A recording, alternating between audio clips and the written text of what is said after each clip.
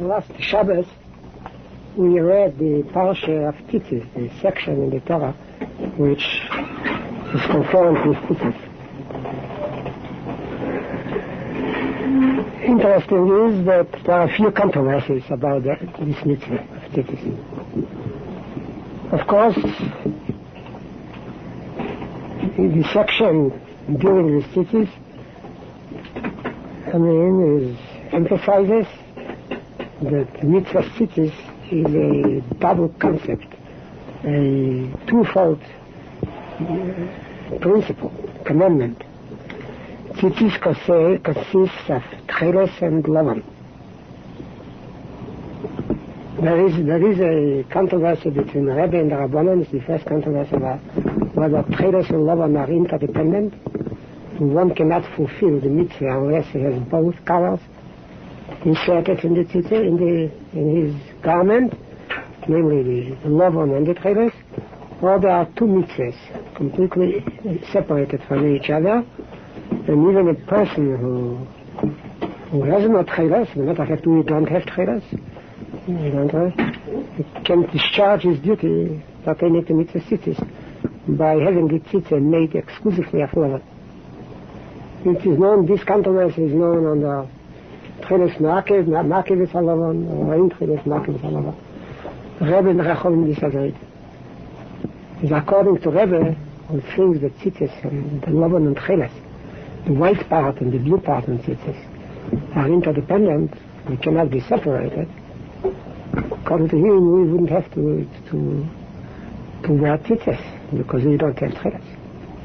As a matter of fact, there is a Rishon who accepted Rebbe's view. He was always he was a loner, this is a balamoya. He always comes up with these sensational opinions. He said that the halacha is like Rebbe, Techeiles Ma'akev, Lavan Ma'akev, Techeiles. So the Ramban came, let us examine his Arab canvas.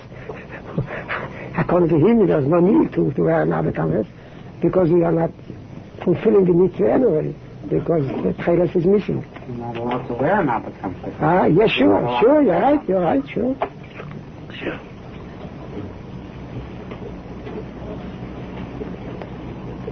There is another controversy. I just want to enumerate the controversy.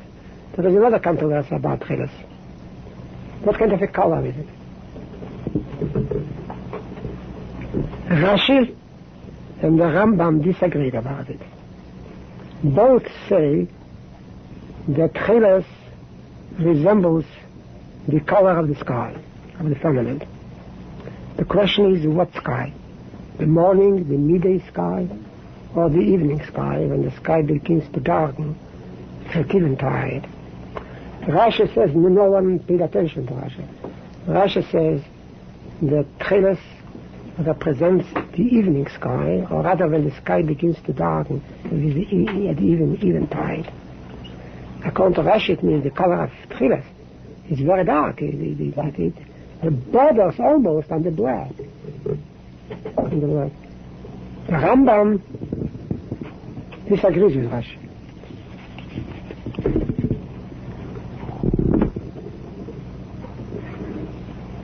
Ram says, Vizui Dmus Orekia, and this is the color of the firmament.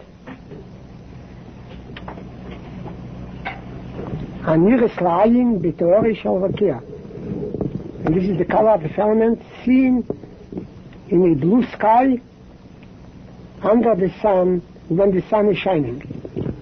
So it is certainly most probably close to Orish Orekia, most probably that the Ram recommends that the Techeiles should resemble the color of the sky at midday, at noon.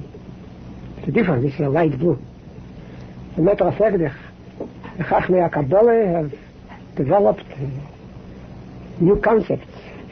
According to Rashi, Techeiles represents Midas Adin, dark, black. According to the Rambam, Techeiles represents Midas HaChesed. Chesed, not Racham, Chesed. Chesed. It's light blue. As a matter of fact, you know, there is a group of Hadzim Chassidim who wear Techeiles. It's interesting, I examined their Techeiles. Rashes, yeah, dark. So. From Italy. Dark, Rashi Shita. I don't know why they in Shulchan Yet Yam, but sometimes it depends the young when.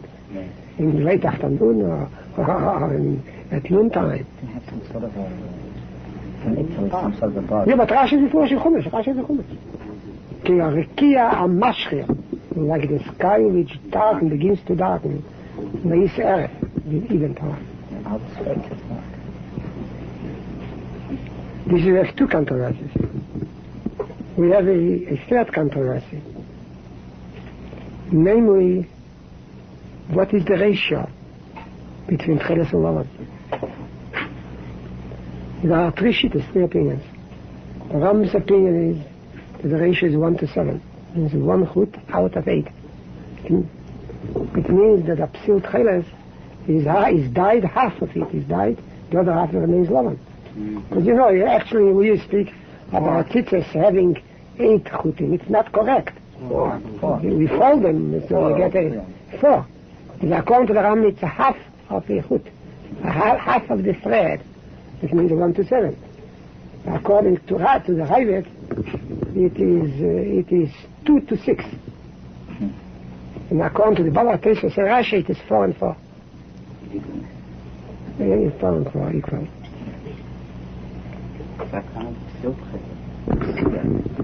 The basic Psil Techeiles means the chut with which you wind the Tsitsis. It means you have to use Techeiles for winding the Tsitsis. And that is Psil Techeiles. But the Techeiles and Lavan simply are equal partners, and each one gets 4 chutim. 4 chutim or 2 chutim.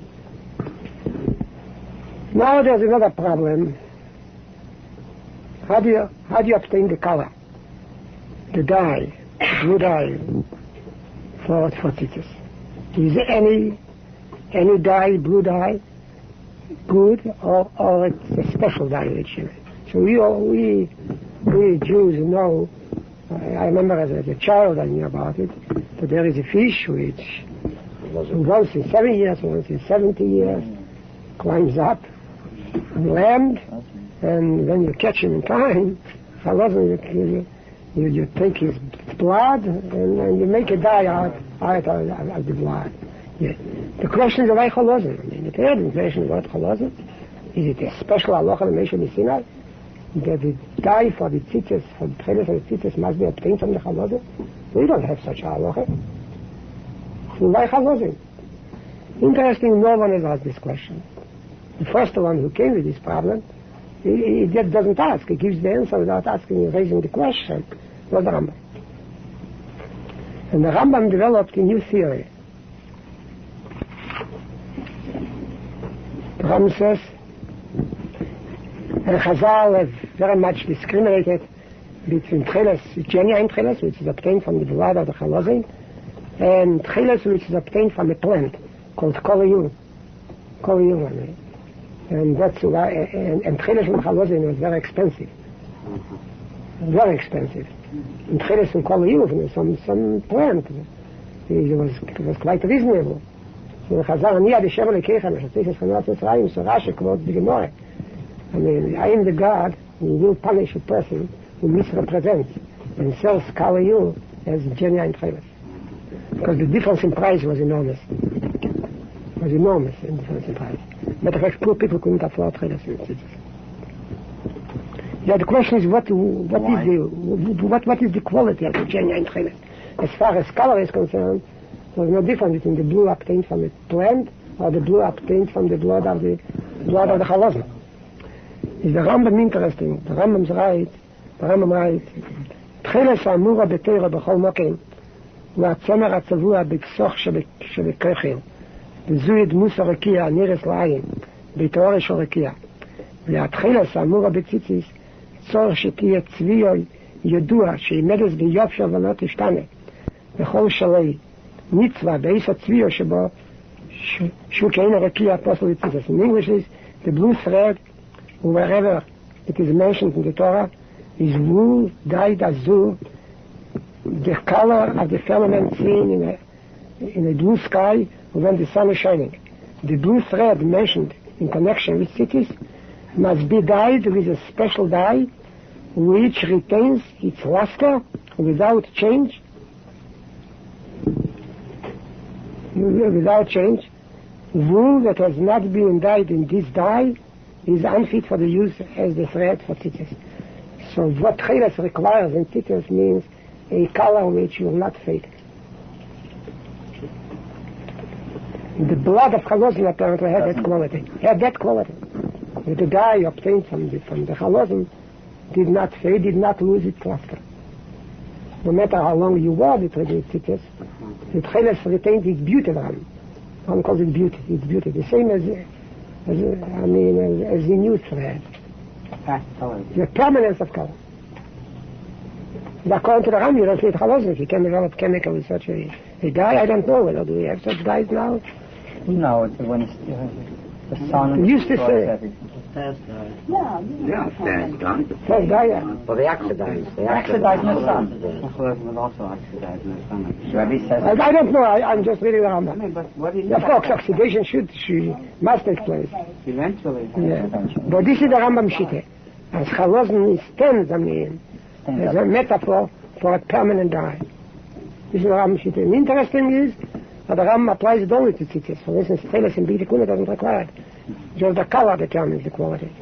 So while in Tsitsis is not color alone is not enough. The permanence of the dye. As a matter of fact, Techeiles and Lavan represent actually two approaches of man to himself and to the world outside of himself. Lavan in Hebrew, I mean classical Hebrew,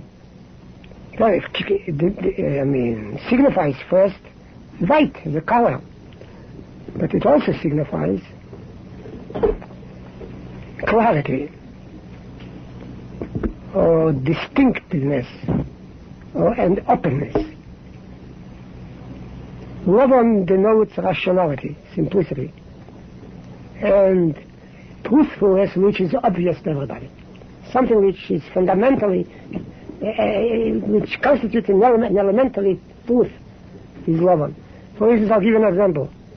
Ein advorim mechuvorim kasimlo. The process asimlo. Advorim mechuvorim kasimlo. What does it mean?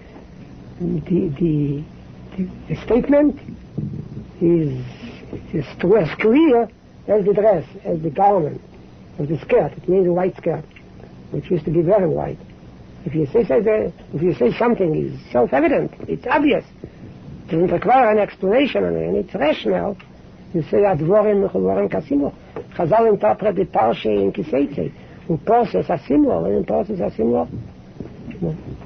If he could prove it, beyond any reasonable doubt, mechuvorim kasimlo, that's how Chazal say. For instance, you say in Hebrew advorim melubanim. Clear, it's white. The Chavid, when I take the Ram many times, says, Lenoyer, Litzoyer, Leboyer. There's no light, there's no whiteness, there's nothing to it.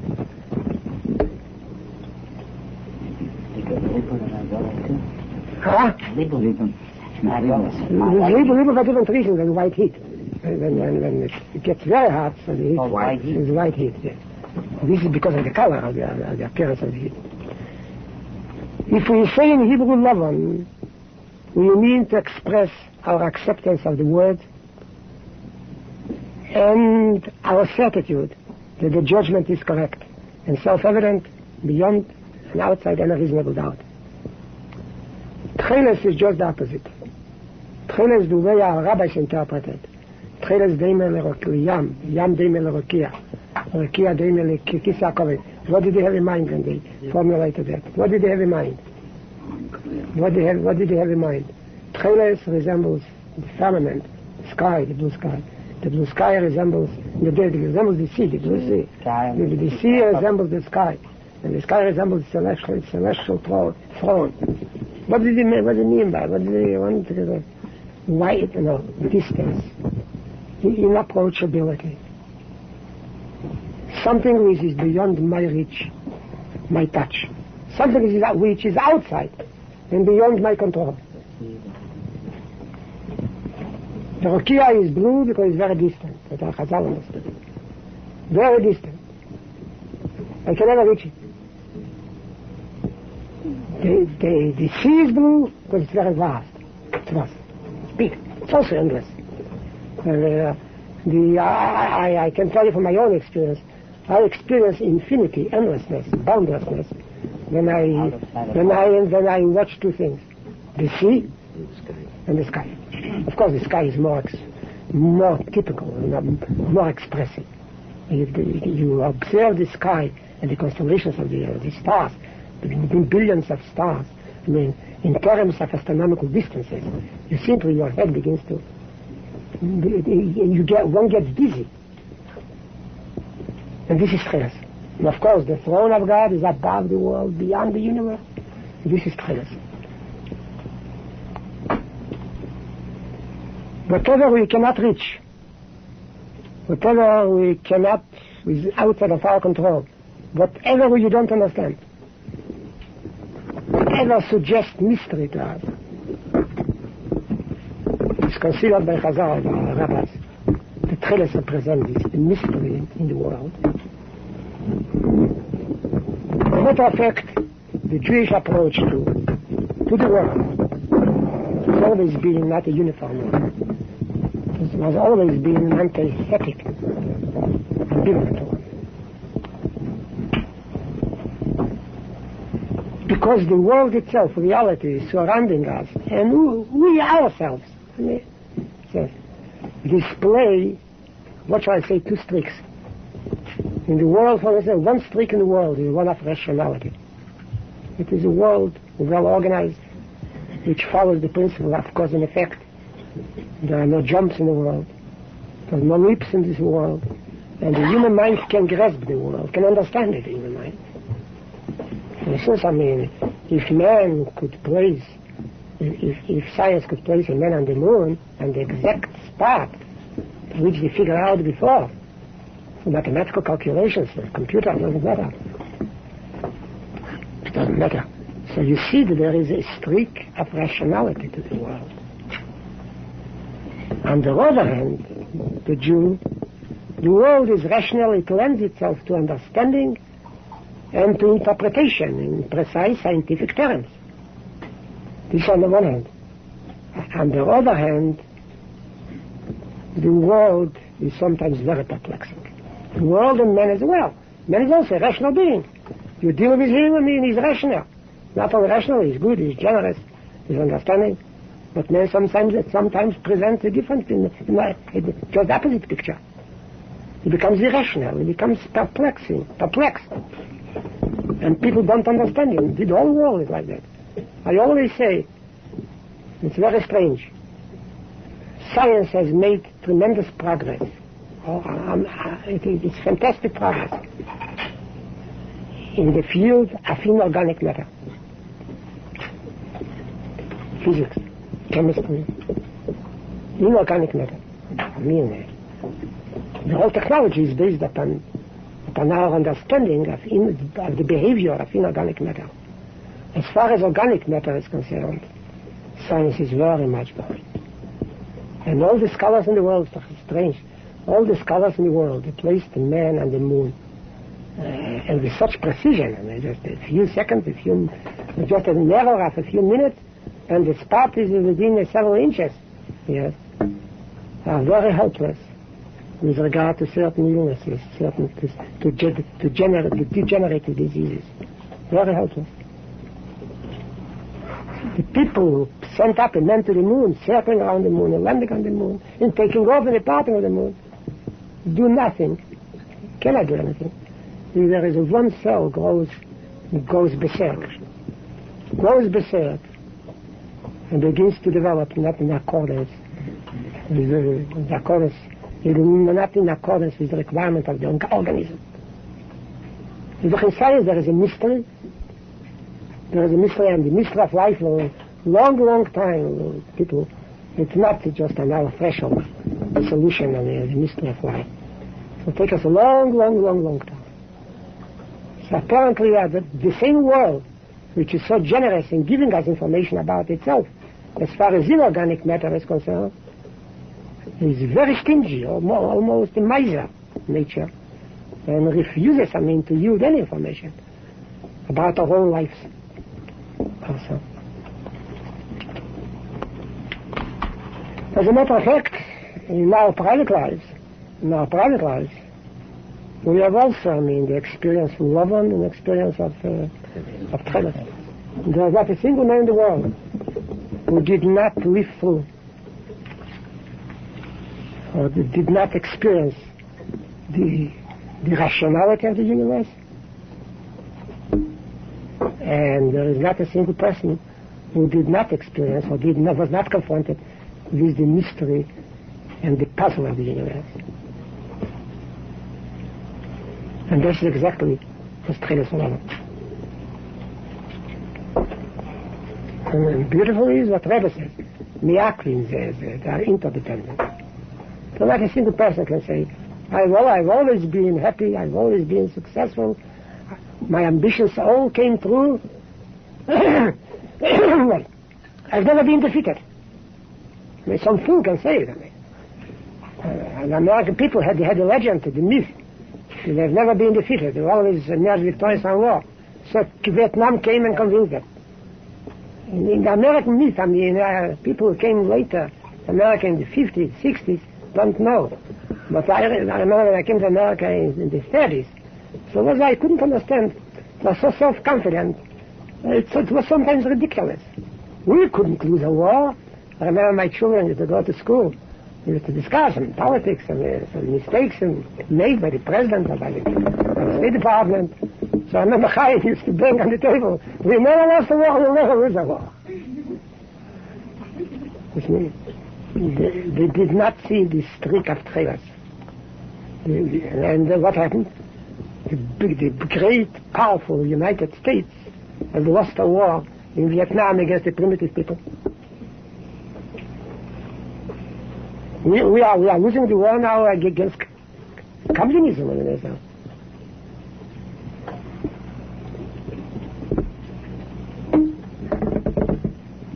Then Techeiles, but in order to be capable, of course we Jews, certainly, if we had that approach of Lavan to our own history, we would not fight for Eretz Yisrael now. And the standpoint of Lavan, the whole business of Eretz Yisrael was just a big hoax. What do you mean? You come into a land which was populated by Arabs. The land is adjacent to Arab land on all sides. There are about 100 million Arabs. Come here, 1 million Jews come in. All right, they have now 2.5 million, or either 3 million, 4 million. It's bottle the roof. And the Arabs are rich, we are poor. They control all the wealth of the world because of their oil. And we are ready, Begin is ready to fight. Because the land was promised to us by the Almighty, 4,000 years ago. The Goyim who prefer the approach of Lavan, they want to see things in the light of logic, everything within the frame of reference of rationality, of world politics, and world power and politics and world economy. You don't understand our viewpoint. You don't understand what it's all about. I have no complaints against Carter. If I were a Goy, I would also think like that. Hubert Humphreys told Senator Stone, who carried a message to the Israeli government, for God's sake, tell them to speak a language which you understand. Not speaking symbols, it's not a question of mysticism. Let them speak a language which treats problems of economy and politics. Real politics. I don't understand. We have complaints. We are not satisfied with the world. We feel lonely. We are lonely people. But we want the Goy to have the approach of Techeiles to our history. No Goy can understand it. But in order that the Jew has this twofold approach of Lavan and Techeiles, but in order to be able not only to be a victor, but sometimes to take defeat. It doesn't do any harm to a person who takes defeat. So one quality is required of the Techeiles: permanence, loyalty, steadfastness as far as commitments are concerned, loyal to an ancient tradition which should have been forgotten long ago. Devotion, absolute, unqualified, unreserved devotion. to a commitment which we took upon ourselves 3,500 or 4,000 years ago. And that's why the Rambam requires that the Techeiles be permanent. If it's just color you, it is derived from a plant which lasts for a while and then fades because of the sun light, fades because of moisture and so forth. This is not Techeiles. This is not the Jew approach of the Jew to his own history. That's what the Ram says. Techeiles, this is the same blue, but color you is a blue which disappears. The Jew committed himself to Eretz Yisrael. Of course, the covenant with Abraham. But a covenant of 4,500 years ago, the dawn of our history, who keeps such agreements? People who have the approach of Lavan, laugh at us. They don't understand that. The other day, Noam Goldman told me, he was speaking with Kissinger, so Kissinger told him, he's studying Josephus now, he's reading Josephus. It's very strange coincidence. They accused Josephus of treason. They accused Noam Goldman, and Kissinger as well. That's why we're yeah, he told. But he said something which touched me, moved me. Not moved me, but there is. And I am comparing the story of Josephus with the story of the state of Israel now. And there is one similarity, that the Jew has a suicidal tendency. As a matter of fact, there was a book was published. It got into my hands just incidentally. It's written in French, was translated in English, on the day on which Jerusalem was burning, by two Jews written. What did they do? Did they do that? It was burned. Yeah. And they did it cleverly. They just, on one page, they copied Josephus, the same thing. On the other page, they copy items from the modern press. And of course, in that time, even Rabbi Kiva wasn't not Rabbi Yechon was the opinion that the Jews should compromise and give in. But their opinion was rejected. And what happened?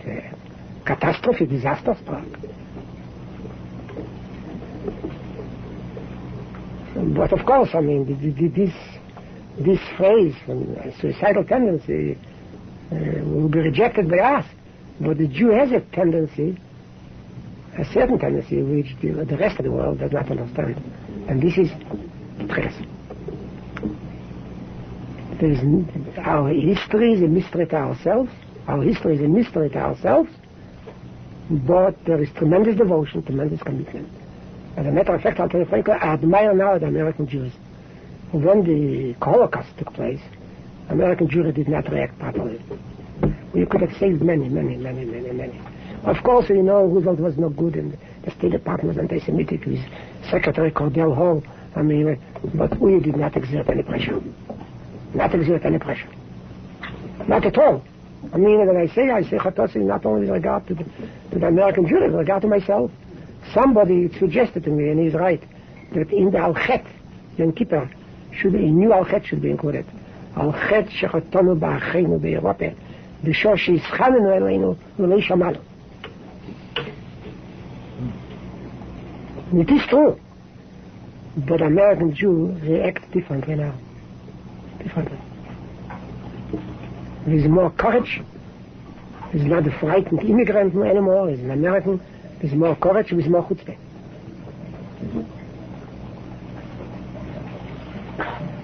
There is the quality of Techeiles begins to show as far as the American Jewish community is concerned. As a matter of fact, the Jewish institution of marriage, and it's an old institution. It goes back to the first Friday, that mysterious day on which God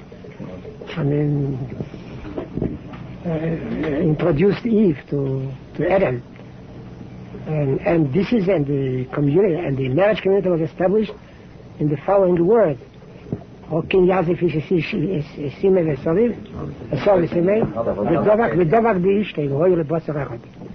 It means this institution of marriage is to unites two people with two backgrounds. There's two approaches to life. There's two individualities, with sometimes very little in common, but marriage unites them. And marriage unites two people for two purposes.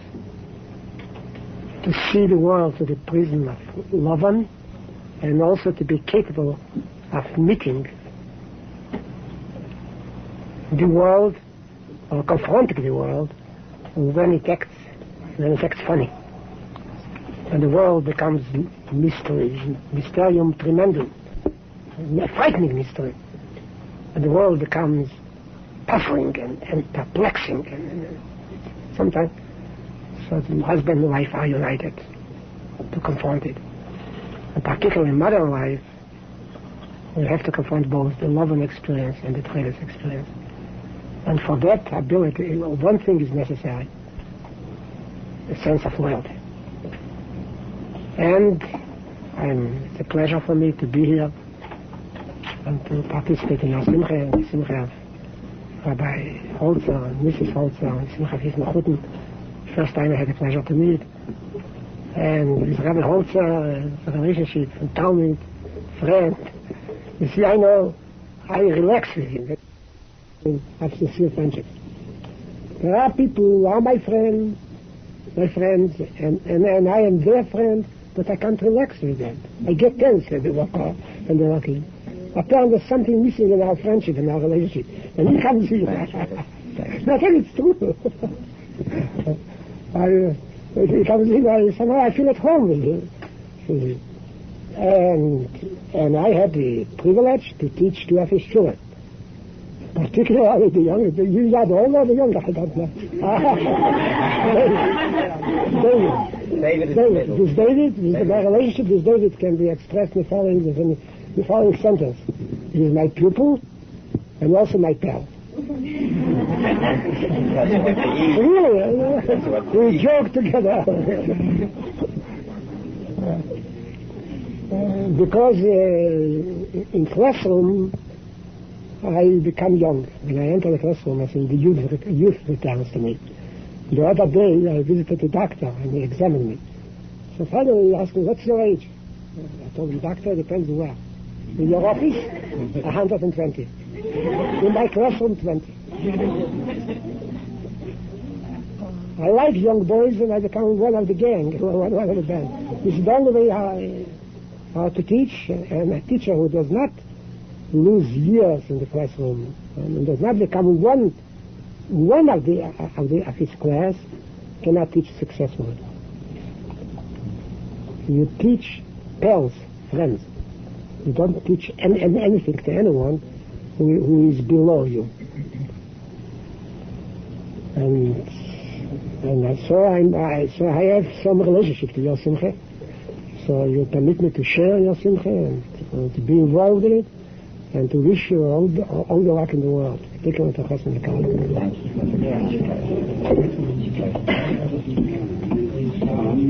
car.